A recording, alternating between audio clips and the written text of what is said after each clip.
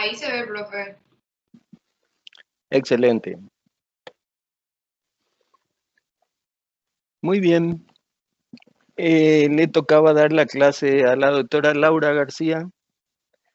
Está un poco enfermita y bueno, voy a dar la clase yo. Nos toca hoy hablar de un tema muy importante desde el punto de vista clínico y de patología, que son los tumores pulmonares. El carcinoma bronquial constituye el 19%, 20% de todos los cánceres y un 27% de las muertes por cáncer. Vale decir, redondeando, 20% de todos los cánceres y una mortalidad por cáncer del 27%. Su incidencia está aumentando en las mujeres y solamente en un 5% hecho el diagnóstico en sus estadios medios o avanzados pueden lograr la curación.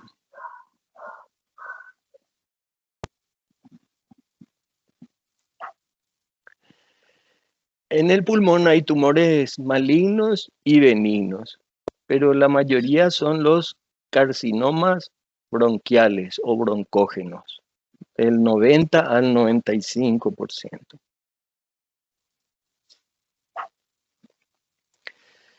De ellos son epiteliales, un 90 a 95%. Ahí tenemos el carcinoma broncogénico. Tenemos tumores neuroendocrinos que constituyen el 5% restante. Entre ellos los tumorlets, los carcinoides. Hay tumores mesenquimales de origen mesenquimático en un 2 a 5%. Y así tenemos fibromas, fibrosarcomas, leiomiomas, leiomiosarcoma, lipomas, hemangiomas, condromas, linfoma hodgkiniano y no hodgkiniano, la granulomatosis linfomatoide, amartomas. También tenemos un capítulo de las metástasis al pulmón, vale decir, tumores de otro origen que llegan al pulmón, en primer lugar por contigüidad desde los órganos vecinos. Y así tenemos al carcinoma de esófago o a los linfomas que asientan en los ganglios mediastínicos. También pueden llegar al pulmón por diseminación hemática o linfática, sobre todo los cánceres de testículo, que dan una imagen radiológica característica que por su descripción ya es impresionante. La imagen en suelta de globos. El cáncer de riñón y el cáncer de mama. Son particularmente los que tienen un trofismo especial por el pulmón. El carcinoma broncogénico indica que el origen de estos tumores es el epitelio bronquial y a veces del bronquiolo. En países industrializados es el tumor maligno más frecuente en los varones. Y como decíamos ya antes, adelantábamos, produce un 30% de todas las muertes por cáncer en los varones y un 7% de todas las muertes en ambos sexos.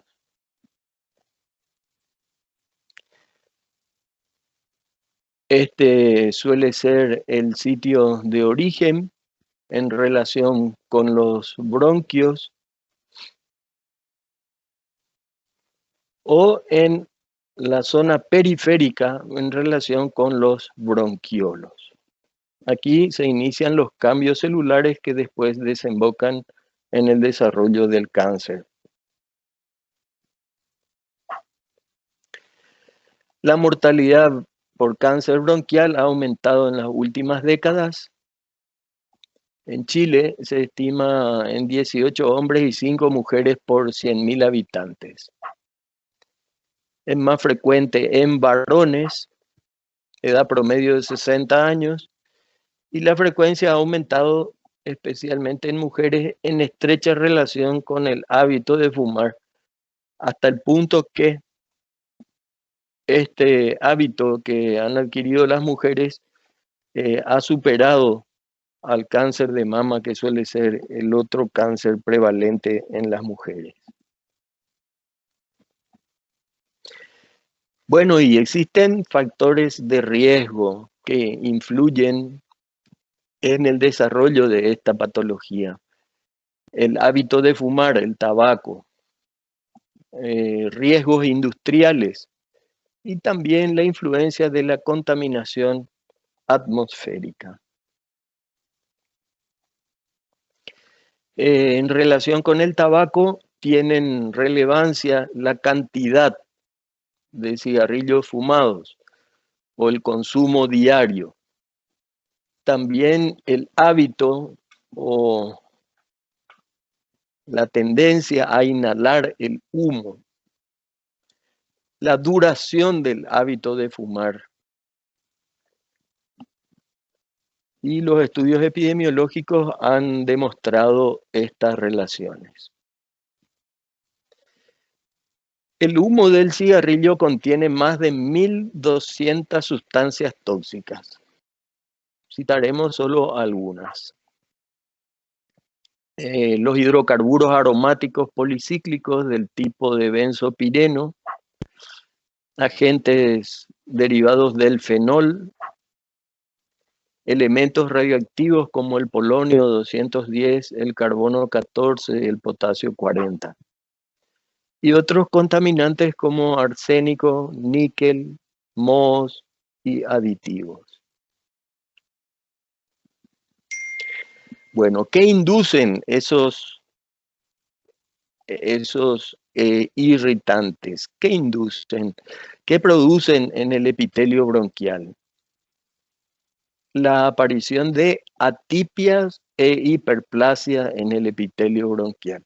Se ve en el 10% en fumadores y solamente en 2% de los fumadores de cigarrillos con filtro y en 15% de los que mueren por carcinoma bronquial. Y también la aparición de células atípicas, y estas aparecen en un 96% de los fumadores y solamente en menos de 1% de los que no fuman. De manera que claramente parece estar demostrado así la relación entre el hábito de fumar y la inhalación de sus irritantes y los cambios en el epitelio bronquial. Existiría, por tanto, una relación entre el daño epitelial y el efecto de los irritantes. ¿Cuáles son las células más sensibles a esos cambios? El epitelio basal y el metaplásico reemplazan al epitelio respiratorio destruido por los irritantes del humo del cigarrillo y son más sensibles a la acción de los carcinógenos. Se consideran lesiones precursoras o precancerosas de la mucosa bronquial, la hiperplasia de las células basales, la metaplasia epidermoide, la displasia y el carcinoma in situ.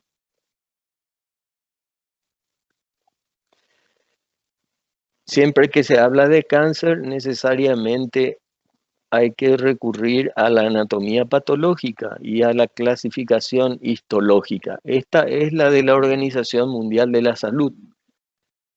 Clasificación histológica del carcinoma broncogénico. Uno, el carcinoma epidermoide o escamoso, se ve en un 25 a 40% de los cánceres del pulmón. El 2, adenocarcinoma, en un 25 a 40%. 3, carcinoma de células pequeñas, 20 a 25%. Carcinoma de células grandes, 10 a 15%. Y el 5, el carcinoma epidermoide combinado con el adenocarcinoma.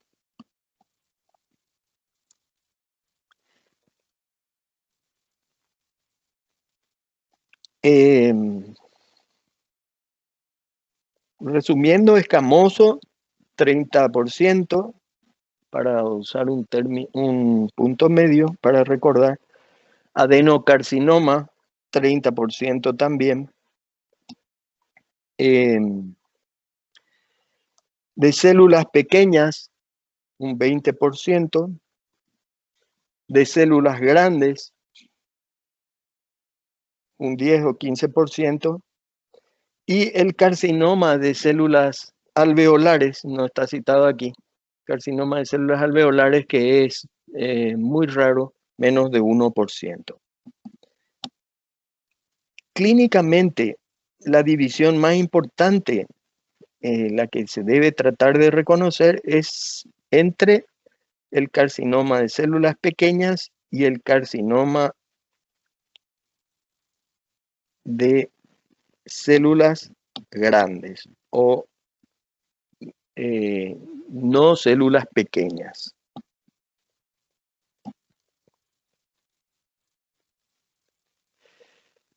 Los riesgos industriales. La radiación es por todos conocida. Toda clase de radiaciones pueden ser carcinógenas. Así en Hiroshima y Nagasaki, ciudades víctimas de una explosión nuclear en una guerra, se han producido mutaciones puntuales, como el del factor de crecimiento derivado de las plaquetas. El uranio, el asbesto también tiene una clara relación con el cáncer de pulmón. Y es la neoplasia maligna más frecuente en las personas que están en contacto. Es carcinógeno especialmente cuando se asocia con el tabaco. Asbesto más no fumador tiene un riesgo 5 veces mayor de tener cáncer, y asbesto más hábito de fumar, el riesgo aumenta a 50 a 90 veces mayor que una persona que no fuma. Y tiene una latencia de 10 a 30 años. La influencia de la contaminación atmosférica, carcinógenos tales como el benzopireno, el benzopropileno, el óxido arsenioso, trozos de elementos radioactivos, gases de aceite de petróleo, el ozono, el polvo de asbesto, trozos de níquel, cromo, compuesto de arsénico, óxido de nitrógeno, formaldehído. Y sobre todo en lugares que tienen alguna condición ambiental favorecedora de concentrar estos carcinógenos, como ser los lugares cerrados con minas o en viviendas con mucho radón en el suelo. El radón es un gas natural inerte que tiene la particularidad de ser inodoro, incoloro, y hay emanaciones de este gas en las viviendas, por ejemplo. Sin embargo, estos factores representan una proporción muy pequeña de causas cuando se comparan con los efectos del hábito de fumar. También se ha tratado de atribuir una influencia a las cicatrices, ya que a veces el cáncer de pulmón aparece en la proximidad de una cicatriz pulmonar y se denomina entonces cáncer cicatricial. Histológicamente, estos tumores suelen ser adenocarcinomas. Las cicatrices se deben a infartos antiguos,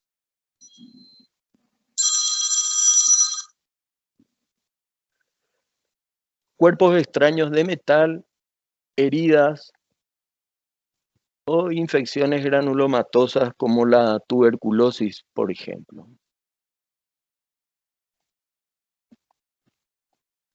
Factores genéticos se menciona también, pero es rara su influencia en la predisposición al cáncer de pulmón.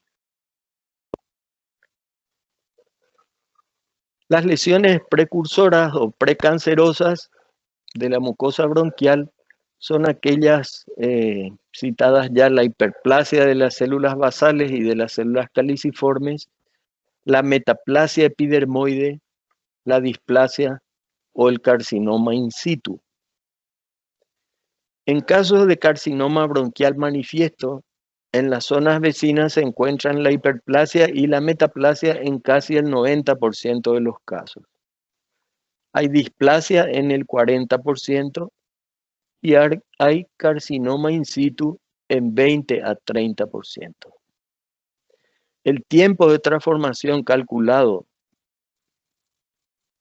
citológicamente para la fase de displasia moderada a carcinoma invasor es de 3,2 años.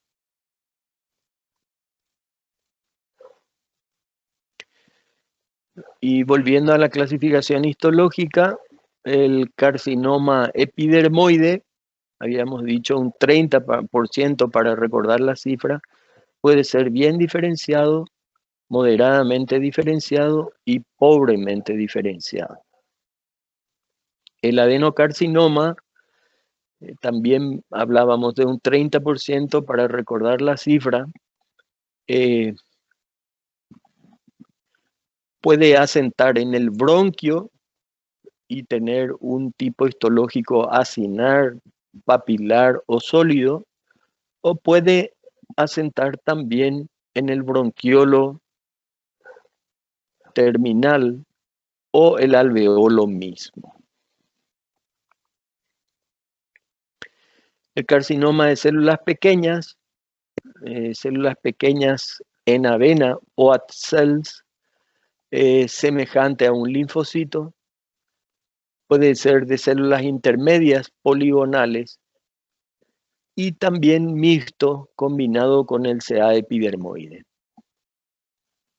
El carcinoma de células grandes, un 10% para recordar, puede ser indiferenciado de células grandes, de células gigantes y de células claras.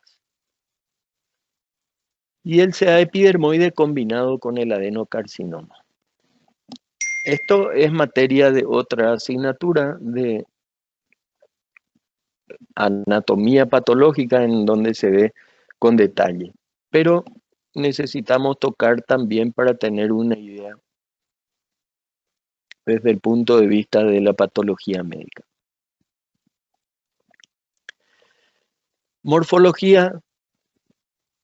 El cáncer de pulmón puede presentarse como una masa central en un 75% de los casos.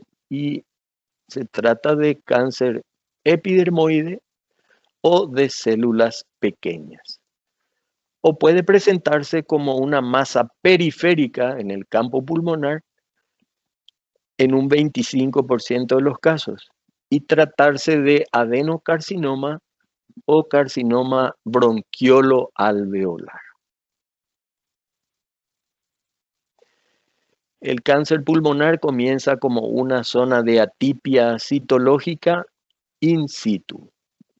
hay un engrosamiento y elevación de la mucosa, después se convierte en una masa fungosa que protruye dentro de la luz, infiltra la pared y el tejido peribronquial, penetra hacia la carina o el mediastino, invade el tejido pulmonar, infiltra la pleura o estructuras vecinas como el pericardio, los ganglios traqueales, bronquiales y mediastinales, y puede diseminarse a distancia por vía linfática y hematógena a suprarrenales, a, a hueso, a cerebro.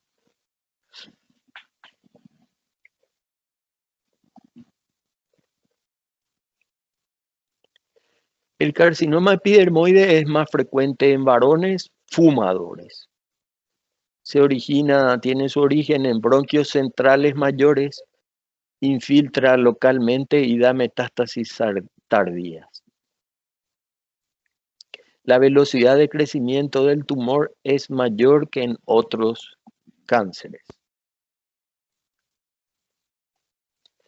Son carcinomas sólidos con una diferenciación córnea. Hay perlas córneas y disqueratosis o presencia de abundantes puentes intercelulares o ambas cosas. El tumor puede ser bien diferenciado, moderadamente diferenciado o mal diferenciado, como ya vimos antes. El adenocarcinoma se distingue en dos formas: el adenocarcinoma usual de origen bronquial y el carcinoma bronquiolo-alveolar de origen en los bronquios terminales o en las paredes alveolares. El adenocarcinoma es más frecuente en mujeres, puede aparecer en personas que no fuman. Cuando tienen un origen bronquial, se localizan más hacia la periferia, crecen más lentamente que los epidermoides y dan una masa de menor tamaño. La histología varía de un tumor bien diferenciado con elementos glandulares, lesiones papilares, hasta masas sólidas. Algunos son productores de mucina, hasta un 80%.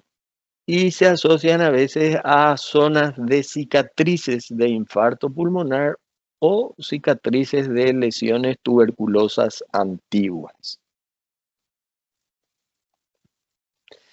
Y el carcinoma, la otra variante de adenocarcinoma, el bronquiolo alveolar, carcinoma bronquiolo alveolar, es de 1 a 9% de todos los cánceres pulmonares, afecta por igual a ambos sexos, tiene los síntomas, como vamos a ver un poquito más adelante: tos, hemóptisis, dolor de pecho, o ocasionalmente un cuadro de neumonía intersticial difusa.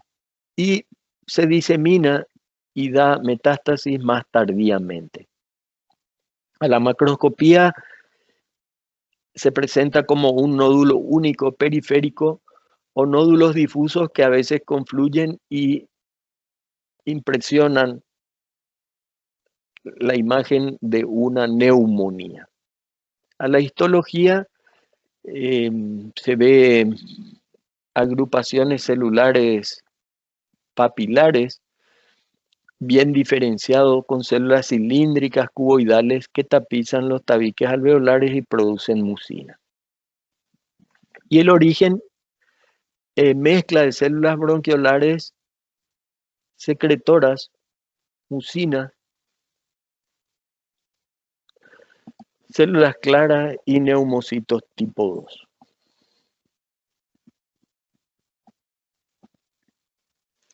El carcinoma de células pequeñas, fíjense la relación que tienen con el hábito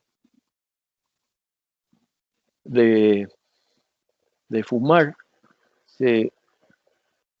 Es un cáncer que aparece en 99% en fumadores, es más frecuente en varones, Su localización es central o iliar. Tiene un crecimiento rápido, agresivo. Al momento del diagnóstico ya tiene metástasis. Es muy difícil su curación desde el punto de vista quirúrgico, sin embargo responde a quimioterapia y a rayos. Se asocia a producción hormonal ectópica, dando lugar a los síndromes paraneoplásicos y así hormonas parecidas a la adrenocorticotrópica y a la antidiurética. Y su origen es la célula de Kulczycki, neuroendocrina argentafin y argirófila. Tiene gránulos neurosecretores, tiene marcadores neuroendocrinos como la enolasa neuronal, un péptido afín a la paratormona y productos con actividad hormonal. En la histología muestran células uniformemente pequeñas, entre 10 a 15 micrómetros, de escaso citoplasma, núcleos pequeños, redondos o fusiformes, de cromatina fina y en grumos regulares, sin diferenciación glandular o córnea. Crecen en racimos. Y así tenemos las células en avena o White cells, parecida a linfocitos, unas células de tamaño intermedio que tienen una forma poligonal, células fusiformes o mixto cuando está asociado al carcinoma epidermoide. Son tumores altamente necrotizantes y ese hecho hace que uno de los síntomas, bastante alarmante por cierto, tanto para el paciente como para el médico, es la presencia de hemoptisis. El paciente tose y expectora sangre. Y el carcinoma de células grandes está formado por células poligonales de mayor tamaño, 20 micrómetros o más, el doble del de las células pequeñas, con núcleos vesiculosos. Son variantes mal diferenciadas de carcinoma epidermoide y adenocarcinoma. Carcinoma de células gigantes muestra mayor número de células multinucleadas. Carcinoma de células claras tiene células con citoplasma claro. Y el carcinoma de células fusiformes.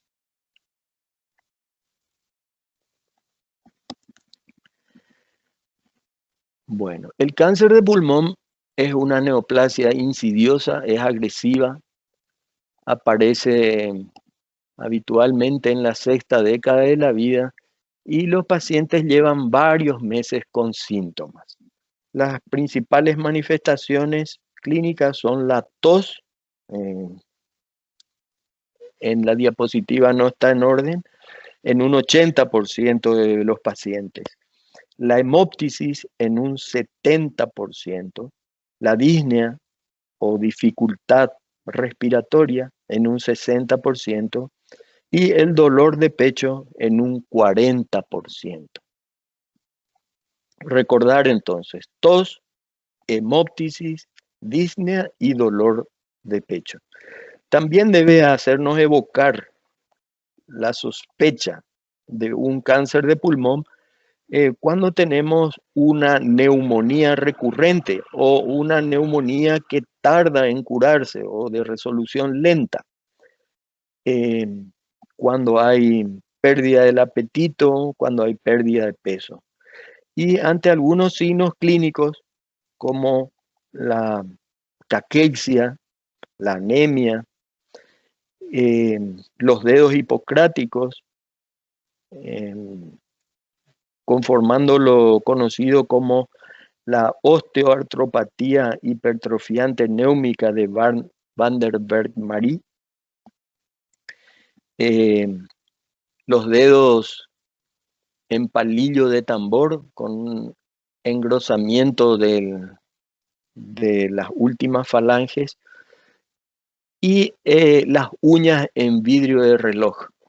Las uñas en vidrio de reloj de los relojes de antes, que eran biconvexos.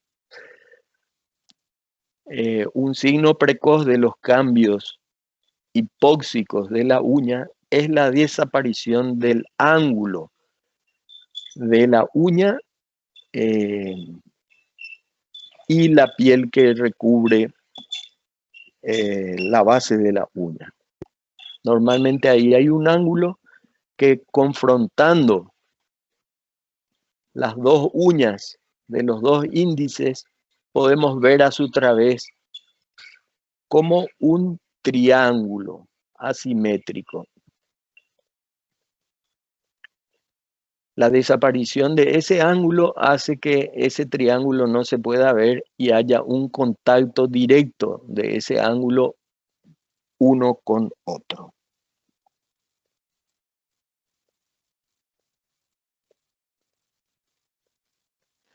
También la presencia de nódulos, sobre todo en la región supraclavicular o en la región axilar, debe hacernos pensar y buscar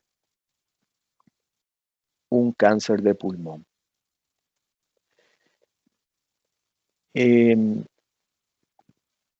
Signos en el pecho, a veces a través de una radiografía, la presencia de una consolidación, la presencia de una atelectasia o un derrame pleural, pueden ser expresión de un cáncer de pulmón.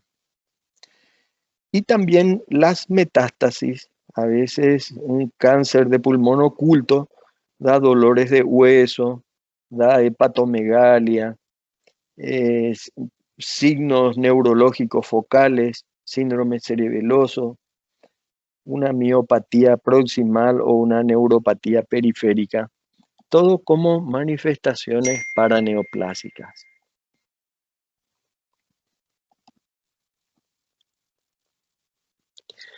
Bueno, el diagnóstico básicamente nos interesa mucho desde el punto de vista de la patología médica.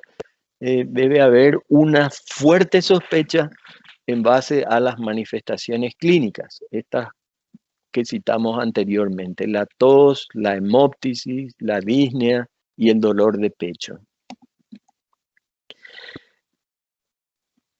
Y los test o los medios auxiliares para hacer el diagnóstico, la citología del esputo, es muy importante colectar una muestra de esputo y analizarlo haciendo un test de Papa Nicolau del esputo. También se puede analizar el líquido pleural cuando una de las manifestaciones concomitantes del cáncer de pulmón es un derrame pleural. Se debe enviar al laboratorio un mínimo de 20 ml de líquido pleural para su estudio citoquímico y Papa Nicolau. La radio también es muy útil el lavado y cepillado bronquial justamente para el estudio de las células que se descaman por obra del cepillado. También un medio auxiliar muy importante es la radiología o los estudios por imágenes, podemos decir aquí, la radiología, la tomografía computada y a veces también la resonancia magnética. Y cuando sospechamos metástasis óseas a partir de un carcinoma de pulmón, una centellografía ósea puede ayudarnos a localizar dichas metástasis. Y finalmente, la citología y biopsia, vale decir, el estudio anatomopatológico del material obtenido. Hay que decir que en las lesiones periféricas se puede hacer punción, aspiración con aguja fina y toma de muestra de material para su estudio citológico. Este es un ejemplo de cómo la radiografía de tórax puede ser muy útil. Aquí de frente y aquí de perfil. Se muestra una masa en el campo pulmonar medio, una masa redondeada. Y aquí la tomografía computada, en donde tenemos los dos ejemplos, un carcinoma central, probablemente broncogénico, y un nódulo pulmonar periférico, probablemente un adenocarcinoma.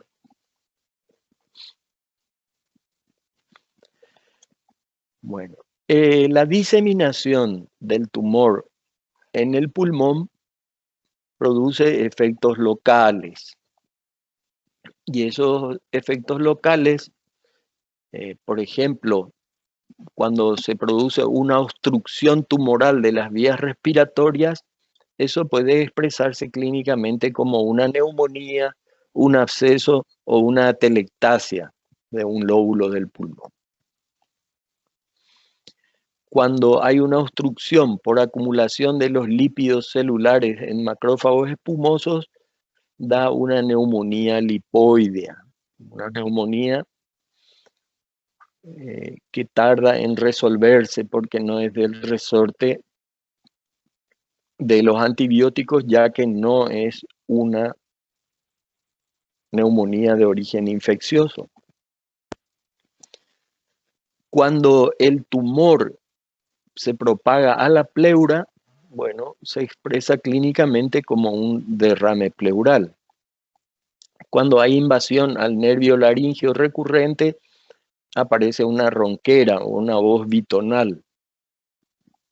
Cuando hay invasión de estructuras vecinas del esófago, el paciente puede quejarse de dificultad para deglutir. Cuando hay invasión del nervio frénico,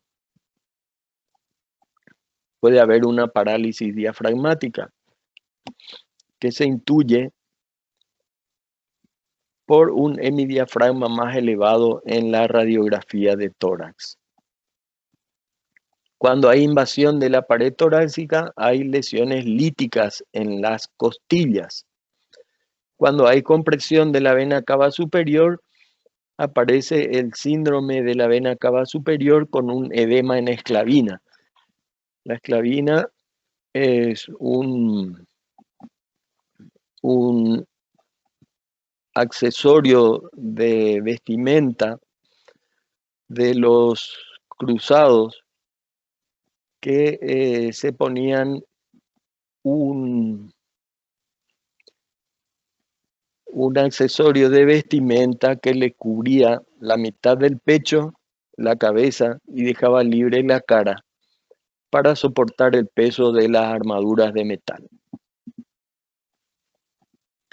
Invasión de los ganglios simpáticos cervicales dando una expresión clínica neurológica que se conoce como el síndrome de Horner, con enostalmia, ptosis palpebral, miosis y anhidrosis de una hemicara.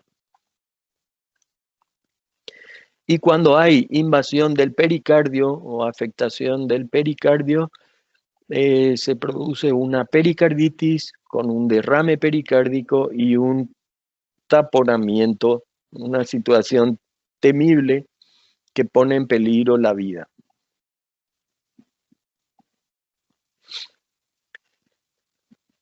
Y decíamos que algunos tipos histológicos tienen la capacidad de producir hormonas o sustancias hormonosímiles, si se puede usar el término. Y así se presentan clínicamente como una endocrinopatía, con un aspecto de síndrome de Cushing cuando el tumor secreta adrenocorticotrópica, con un trastorno hidroelectrolítico, una hiponatremia, cuando el tumor es capaz de secretar la hormona antidiurética. Esto se ve mejor se ve, perdón, en los carcinomas de células pequeñas. Se presentan a veces también como un hallazgo ocasional de laboratorio, como una hipercalcemia, cuando el tumor secreta un péptido parecido a la paratormona, el caso del carcinoma epidermoide.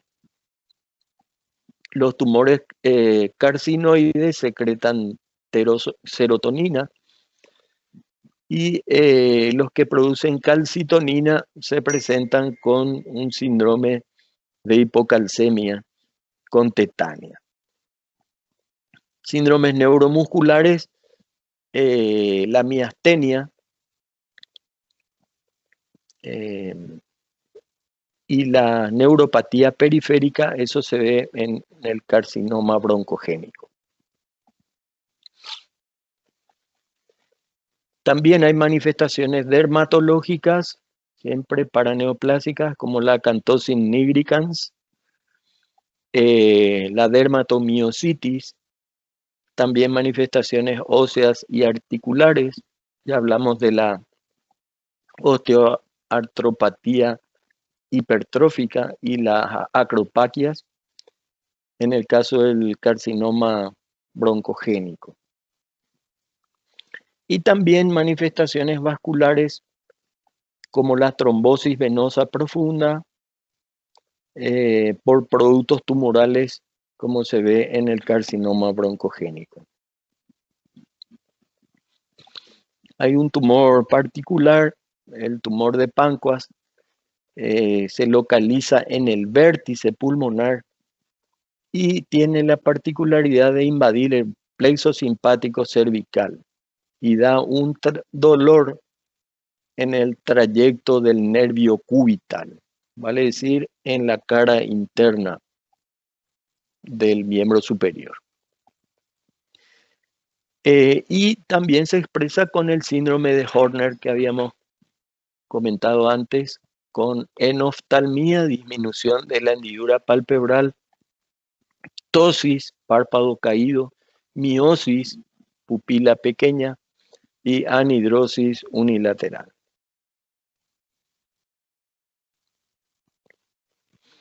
Bueno, y hay un sistema internacional para la estadificación del cáncer de pulmón. La estadificación se hace con la clasificación TNM.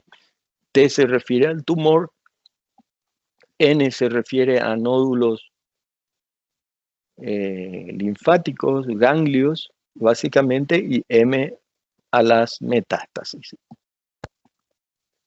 T1, tumor de menos de 3 centímetros, T2, más de 3 centímetros, T3, más de 3 centímetros o con afectación de la pared torácica, del diafragma, de la pleura, del pericardio, el bronquio principal, o que produce una atelectasia completa de un pulmón. T4 cuando invade el mediastino, el corazón, la tráquea, los cuerpos vertebrales o la carina o con derrame pleural con células malignas. N0 no hay metástasis ganglionar. N1 hay ganglios iliares o peribronquiales del mismo lado. N2 ganglios del mismo lado, mediastínicos o subcarinales. N3 metástasis en ganglios linfáticos contralaterales, mediastínicos o subcarinales, en el escaleno ipsolateral o contralateral o ganglios supraclaviculares. Perdón. M0 sin metástasis y M1 con metástasis a distancia.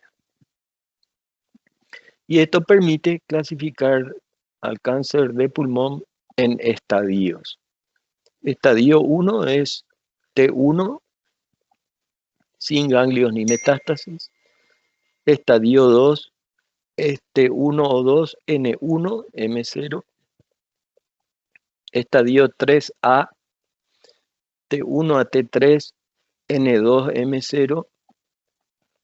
O T3, N0 a 2 y M0. Perdón. Estadio 3B, cualquier T con N3, M0, o T4, cualquier N, M0. Y estadio 4, cualquier T, cualquier N y metástasis.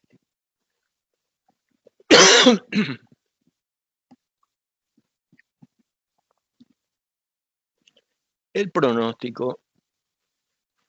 En estadio 1 con cirugía hay una sobrevida de 5 años en el 35% del CA epidermoide, en el 30% del adenocarcinoma y células grandes.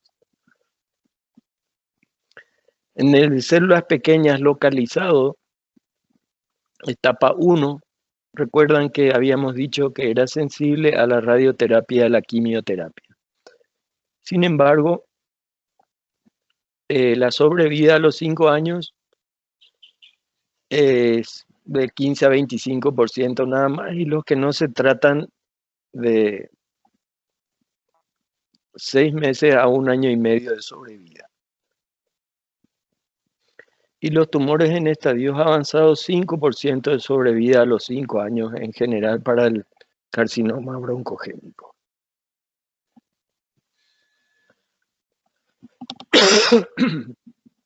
Perdón. Habíamos dicho que también hay tumores neuroendocrinos. Estos tumorlets son tumorcillos benignos de células hiperplásicas pequeñas en relación con cicatrices o inflamación crónica y no tienen mayor importancia clínica.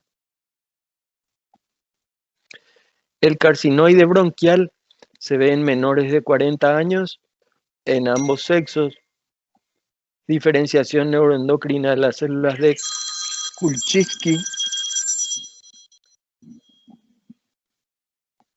de la mucosa bronquial, gránulos neurosecretores que secretan polipéptidos con actividad hormonal. En ocasiones forman parte de neoplasias endocrinas múltiples. Tienen un comportamiento benigno la mayoría y un comportamiento agresivo más recidivo a necrosis, atipia y metástasis en el carcinoide atípico. El carcinoide bronquial a la macroscopía son masas polipoides en la luz bronquial cubierta por mucosa normal. En bronquios principales. La histología, nidos, cordones y masas de células separadas por delicado estroma fibroso. Células parecidas entre sí, núcleos redondos sin mitosis.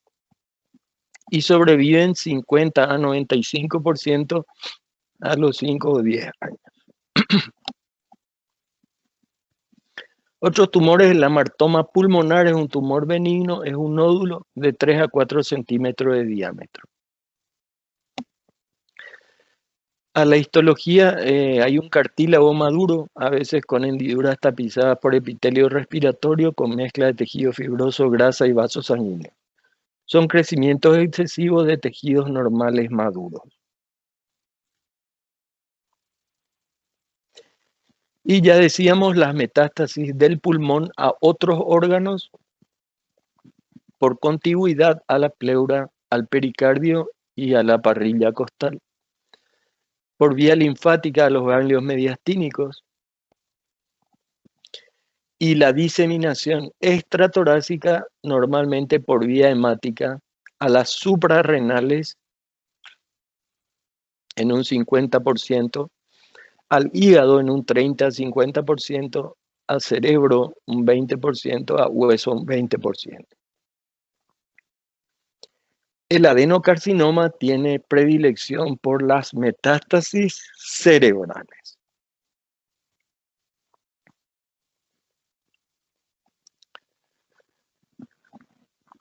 Muy bien.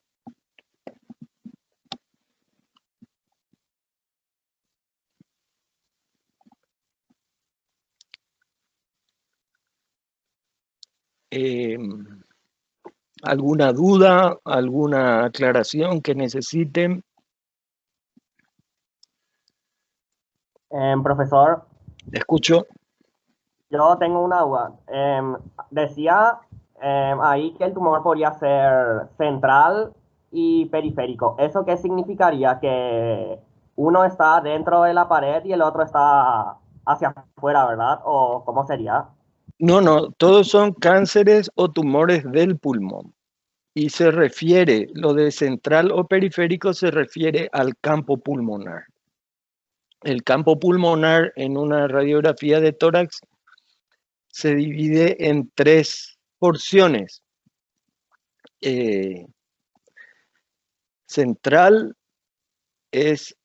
comprende la región iliar, media entre la región iliar y la periférica. Periférica sería hacia la parrilla costal. A ver si podemos...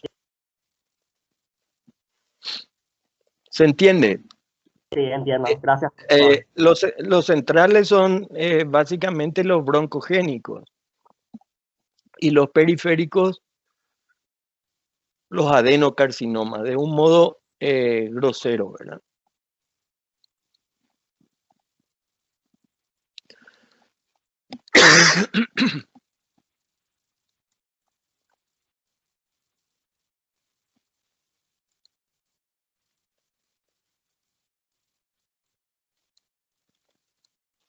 ¿Alguna otra pregunta?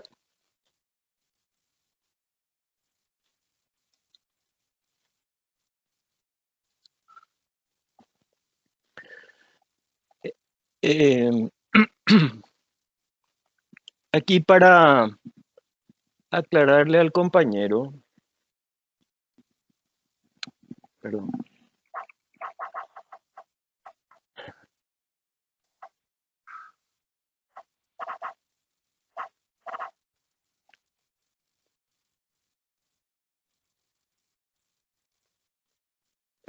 Aquí están graficadas. Este sería el campo pulmonar, ¿no es verdad? Aquí anterior, el corazón es este, aquí anterior, aquí posterior, las vértebras y las costillas. Bueno, y decíamos que el campo pulmonar se divide para su descripción en central, zona media y zona periférica. Bueno, este carcinoma, para el compañero que preguntó, ¿dónde estaría o esta masa pulmonar, dónde estaría ubicada? Sería central, ¿verdad? Central, perfecto. Bueno, y esta masa, ¿dónde estaría ubicada? En la periferia.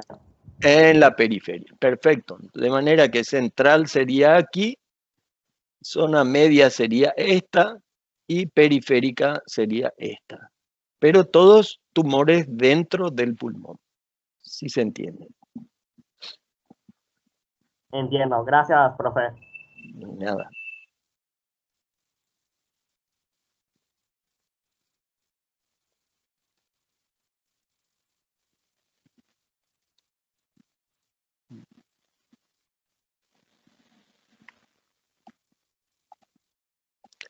¿Otra pregunta, consulta o duda?